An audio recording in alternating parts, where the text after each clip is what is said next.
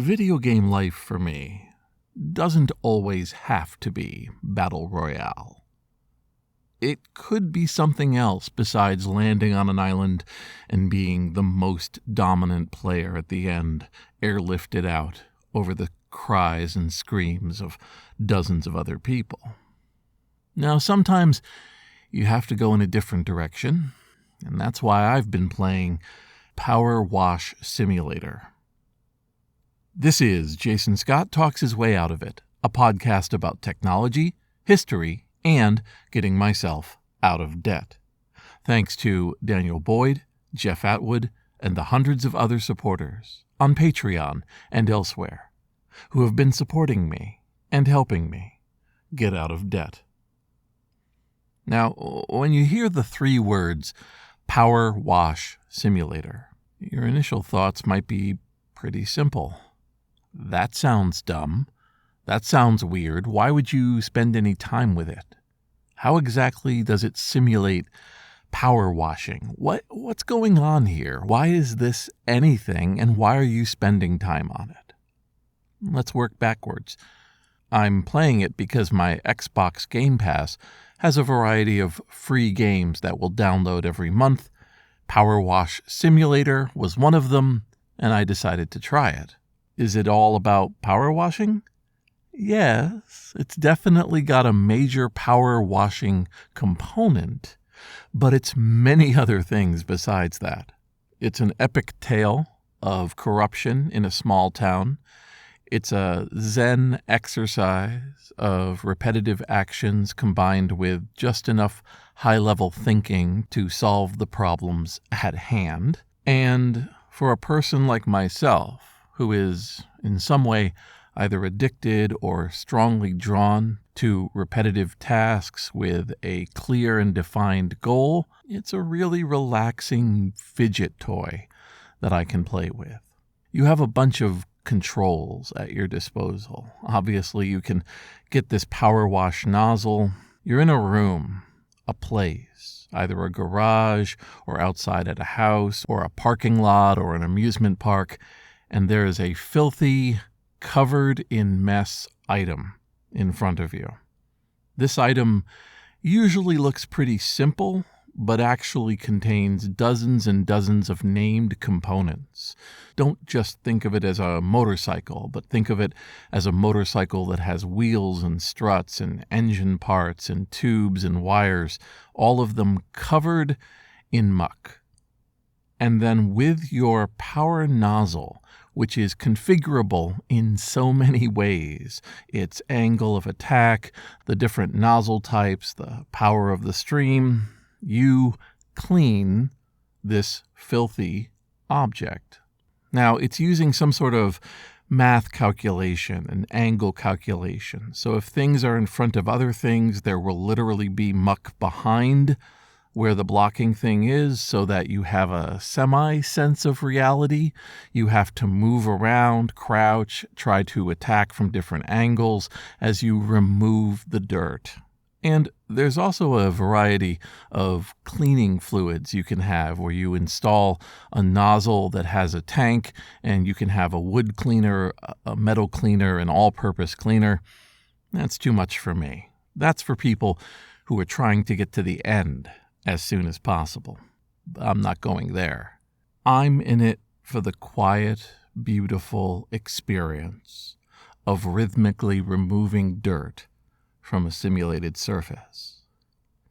At the core of Power Washer is a visualization of the process of cleaning, where there are percentages. As you spray the water across whatever object or location it is, there are percentages for the entire item as well as the individual surface, part, or component that you are interacting with. There are achievements to unlock. There are plot points that come across from people texting you where you realize there's an entire other story happening in the town this is all going on with. This game is functionally an adventure. Not quite an RPG. You only have the stats of your tool, your power washer, and its components, but there is definitely a plot. I wasn't sure where I was going to be with this particular game. I have seen simulators, gas station, convenience store, farm. None of them appealed to me because they felt like resource management. Resource management is a wonderful game genre, but I start to burn out on different numbers and trying to negotiate that decision tree of doing this takes away from that, and focusing too much in this direction will starve out another. Clearly, my time with wargaming in the 1960s and 70s wouldn't have lasted very long. I love the fact that this machine, this program that beats underneath the heart of Power Wash Simulator, is pretty well made. It keeps track of where the different water streams are going, and it shows numbers going down, along with references to what needs to be done, and the ability from a list of parts to highlight, that is, make blink, anything you've missed. There's a sense that this game went through iterations of user interface, and it asked itself, is it possible, after the initial feeling of washing things with a power washer, what will make the game still be a pleasure to play 10, 20, 30 levels in? Oh yes, there are dozens of items that need washing in the world of Muckington. There are cars and motorcycles, there are houses and cathedrals, there's a miniature golf course, and there's a fountain and a skate park, all with their own expressions of the environment, of the places they are, with people paging you and giving you the backstory about the place you are, along with events happening elsewhere in the town. And then there's just me and a power washer. There are so many times in my life where I would find myself in a location, a place that had some level of discombobulation, confusion.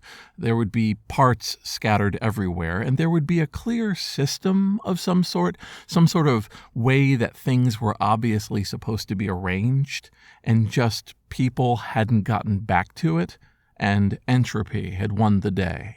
Papers scattered, devices out of their holder, computers, boxes, and other items unstacked, and I have felt this compelled need, this urge to make things right.